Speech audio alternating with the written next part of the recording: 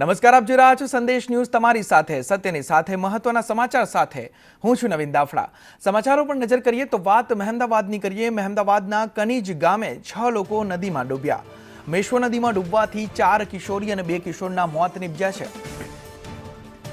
મૃતકોમાં 4 અમદાવાદના નરોડાના રહેવાસી હતા અને 2 કનીજના રહેવાસી છે, જેમાં 4 કિશોરી છે અને 2 કિશોર છે। તે 6 લોકોના મોત નીપજ્યા છે। મેશ્વો નદીમાં નાહવા પડ્યા હતા ત્યારે ડૂબી જવાથી તે 6 વ્યક્તિઓના મોત નીપજ્યા છે।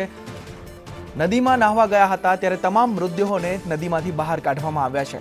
ખનન માફિયાઓને કારણે આ ઘટના બની છે તેવા આક્ષેપો ગ્રામજનો કરી રહ્યા છે કે ખનન માફિયાઓએ ખાડા ખોદીને નદી ઊંડી કરી નાખી છે અને તેના કારણે અવારનવાર આવી ઘટનાઓ બને છે। ત્યારે 6 કિશોરોએ પોતાનો જીવ ગુમાવ્યો છે।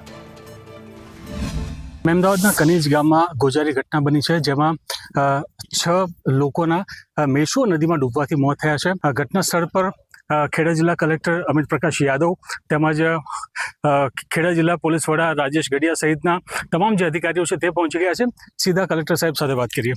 સાહેબ, આ સમગ્ર ઘટના શું હતી અને હાલ શું પરિસ્થિતિ? આજે આશરે 5 વાગ્યાની આજુબાજુ કનીજ ગામમાં મેશ્વો નદીના પટ ઉપર 4 છોકરીઓ અને 2 દીકરાઓ એ નાહવા ઉતર્યા હતા। તો અને નાહવા દરમિયાન ઊંડાઈવાળા વિસ્તારમાં પગ લપસ્યાથી એ લોકોની દુઃખદ મૃત્યુ થઈ છે।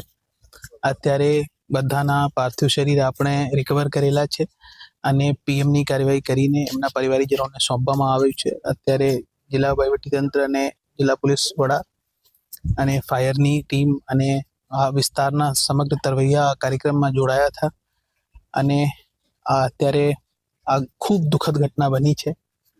પરિવારજનોને હું સાંત્વના આપું છું। આમાં 4 બાળક અમદાવાદના નરોડાના હતા અને 2 બાળક ગામના જ હતા। જી સર।